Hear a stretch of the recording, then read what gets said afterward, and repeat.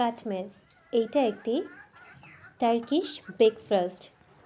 মূলত টার্কিরা এটা সকালের নাস্তায় খেয়ে থাকেন। আজকে আমি আপনাদেরকে এটা খুব সহজে বানিয়ে দেখাবো। আসসালামু আলাইকুম সুপ্রিয় দর্শক, আশা করি সবাই ভালো আছেন। সবাইকে আমার চ্যানেল টনি রান্নাঘরে স্বাগত জানাচ্ছি। তাহলে চলুন কাটমের বানানোর প্রথম ধাপটা দেখা যায়। এইখানে প্রথমে আমি শুকনো কড়াইতে কিছু মশলা আমি ড্রাই রোস্ট করে নিয়েছি আর পাটায় টেলে নিয়েছি। আপনারা আপনাদের পছন্দ অনুযায়ী মশলা নিতে পারবেন। এখন আমি 250 গ্রাম ময়দা, লবণ নিয়ে আর সঙ্গে বিস্কুটের গুঁড়া দিয়ে একটা নরম ডো বানিয়ে নেব। ময়নের জন্য নেব তেল আর পানি। আমি একটা নরম সফট একটা ডো বানিয়ে নিব। ডোটা ভালো করে মতো হয়ে গেলে আমি তেলে ভেজে রাখবো, কারণ ডোটা আরও নরম হয়ে যাবে। এখন আমি ফ্রাইং প্যানে তেল দিয়ে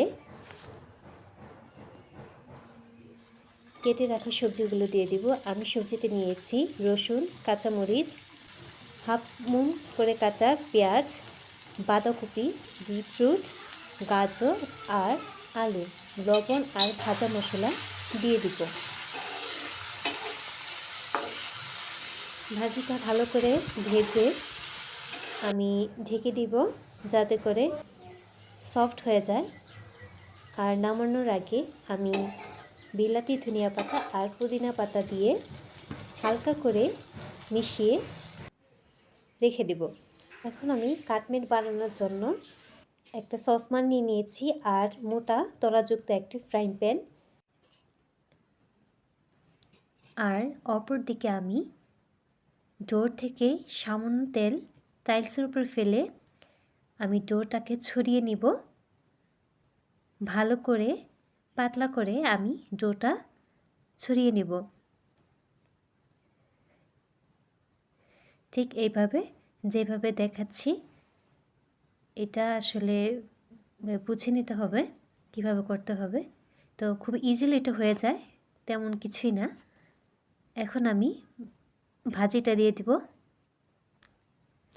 ভালো করে ছড়িয়ে আমি এটা রোল করে নেব ঠিক এইভাবে। এখন আমি প্যানটা নিয়ে এটা আমি চেপে চেপে বড় করে দেব।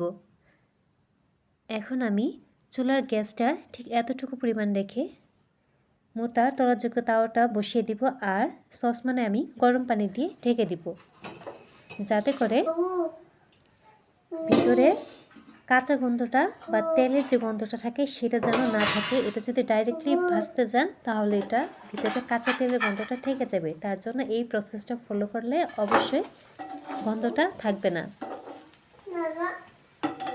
আর এখানে আমি উল্টিয়ে আমি নর্মালি যে তাপ ছিল সেই চুলার তাপে আমি এটা 5 মিনিটের মতো ভেজে নেব, তাহলে এটা হয়ে যাবে। এখন আমি নামিয়ে পরিবেশন করব। আর আমার ভাইয়ের ছেলেটা বলছে এটা অনেক গরম, ও রান্নার মাঝে মাঝে চলে আসে আর এটা ওটা বলে। তো এখন আমি এটা নামিয়ে গরম গরম কেটে আপনাদেরকে দেখাচ্ছি। এটা কাটার সময় অনেকটা ক্রিস্পি শব্দ হচ্ছিল, আমি আসলে আপনাদেরকে শোনাতে পারলাম না, কারণ আউট ভয়েসটা খুব আসছিল, তার জন্য আমি ভয়েসটা স্কিপ করে দিয়েছি। এটা খুবই সহজে কাটা হয়ে গেছে এবং আমি আপনাদেরকে দেখিয়ে দিচ্ছি এটা কতটা পরিমাণ পারফেক্ট হয়েছে। তো ইফতারি তো আপনারা এটা বানাতে পারেন, খুবই সহজভাবে বানানো যায় আর খুবই সহজে এটা হয়েও যায় আর খেতেও খুব সুস্বাদু। তো আপনারা বাড়িতে ট্রাই করবেন এবং খেয়ে বলবেন কেমন হয়েছে। আল্লাহ হাফেজ।